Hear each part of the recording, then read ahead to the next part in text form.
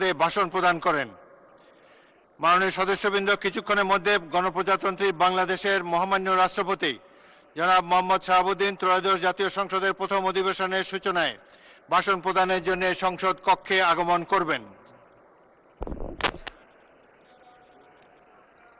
মাননীয় সদস্যবৃন্দ, আমি এখন মহামান্য রাষ্ট্রপতি জনাব মোহাম্মদ শাহাবুদ্দিনকে তার মূল্যবান ভাষণ প্রদানের জন্য অনুরোধ জানাচ্ছি।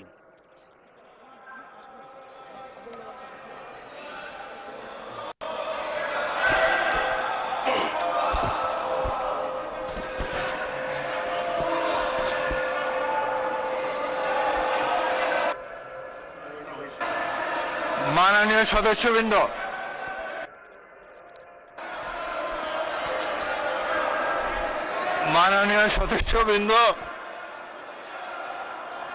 অনুগ্রহ করে আমার কথা শোনার চেষ্টা করুন।